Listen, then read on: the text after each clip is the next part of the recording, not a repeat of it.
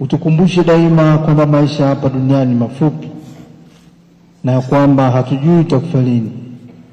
Roho wako Mtakatifu atuongoze katika utakatifu na haki siku zote za maisha yetu, tufike salama katika ufalme wako, kwa njia ya Kristo Bwana wetu.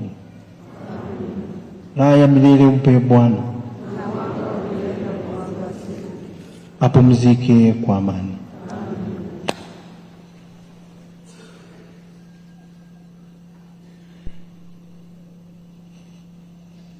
Uandikwe ishara ya Bwana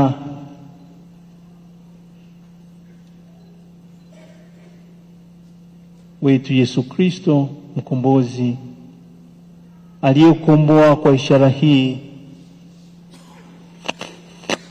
Upumzike kwa amani.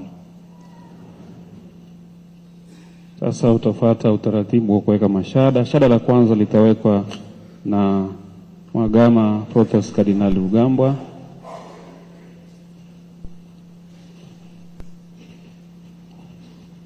Shada la balozi wa mtakatifu liandaliwe.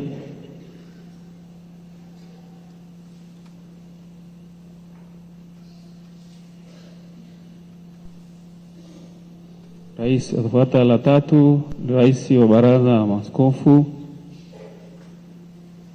Watafuata maaskofu, askofu msimamizi wa kitume jimbo la Kondoa, Mhashamu Wilbrod Kibozi.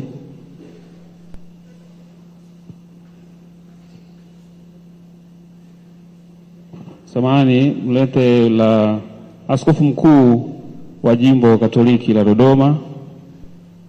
Atafuata la msimamizi wa kitume jimbo la Kondoa.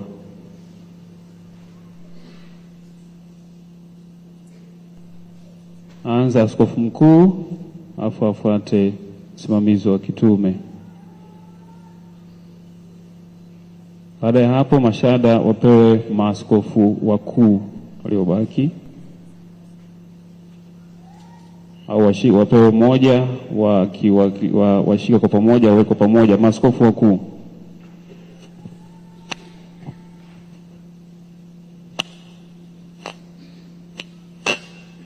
Baada ya sherehe wafuate mwakilishi wa familia ambaye shada la mama pamoja na familia wanaweza mtazamaji na msikilizaji mpendwa. Wakati huu kaburi likipambwa kwa maua na mababa maaskofu, lakini familia pia ikiongozwa na mama mzazi wa hayati Mhashamu Askofu Bernardine Francis Mfumbusa. Nakukumbuka tu kwamba katika wasifu wake ameelezwa kama alama ya askofu aliyeunganisha imani, elimu, mawasiliano na maendeleo ya watu. Baba Askofu Bernardine Francis Mfumbusa alikuwa mchungaji mwenye moyo wa kipekee uliojengwa juu ya upendo na huruma kwa watu wote. Aliishi wito wake wa kichungaji kwa kujitoa bila kujibakiza, akiwahudumia waamini na jamii kwa unyenyekevu na hekima. Ndani yake kulionekana wazi roho ya mtu aliyeguswa na Injili, ambaye hakuchoka kuwatia moyo wengine kuishi maisha yenye maana, akiamini kwamba kila hatua ya maisha ina utakatifu wake. Askofu Mfumbusa marehemu sasa alikuwa mtu mwenye maono ya maendeleo na ubunifu. Alipenda sana kusoma vitabu na kuandika makala pamoja na vitabu, jambo lililodhihirisha kiu yake ya maarifa na mchango wake katika ulimwengu wa fikra. Alikuwa mpenda teknolojia aliyejitahidi kujifunza na kufundisha wengine kuhusu matumizi ya sayansi na kompyuta, hususan katika nyakati hizi za mageuzi ya kidijitali. Kwa upeo wake mpana aliweza kuunganisha imani na akili mnemba, yani artificial intelligence, akitambua nafasi yake katika kuendeleza maisha ya binadamu na utume wa kanisa. Zaidi ya yote, maisha yake yaliongozwa na imani thabiti katika neno la Mungu. Mara nyingi alinukuu maneno haya: usikaribie hapa, vua viatu vyako miguuni mwako, kwa maana mahali unaposimama ni nchi takatifu. Akinukuu kitabu cha Kutoka sura ya 3 aya ya 5. Kwa tafsiri na tafakari yake binafsi, alimaanisha kuwa popote pale ulipo ni mahali patakatifu, mahali pa kustawi, kuonekana penye thamani na pa kugusa uwepo wa Mungu. Hili halikubaki kuwa maneno tu, bali lilikuwa dira ya maisha yake. Baba Askofu Mfumbusa aliwaheshimu na kuwainua watu wake, akiwafanya watambue thamani yao, na kwa njia hiyo hiyo akaliishi fundisho hilo katika maisha yake mwenyewe.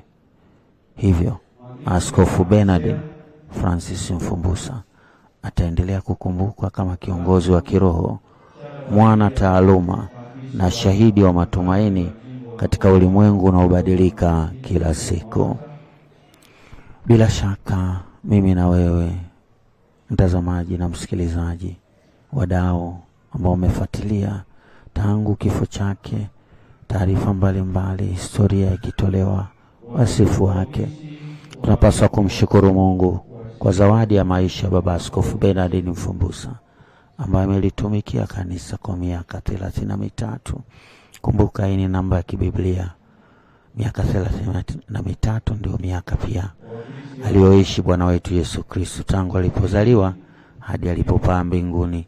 Kwa hivi Askofu Mfumbusa, umri wake wa upadre unafanana na maisha ya Bwana wetu Yesu Kristo na utume wake kama padre, na kwa upekee kama askofu wa jimbo la Kondoa kwa miaka 14. Tunaendelea kumkumbuka na kumwenzi baba askofu wetu. Wakati huu basi tendo lile la kuweka mashada ya maua kwa sasa limekamilika, na bila shaka mwadhama atakuwa anamalizia ibada ya kaburini.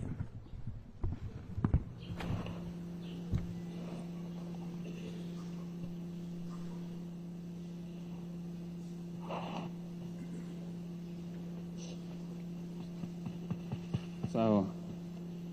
Sasa ni wimbo wa Salve Regina.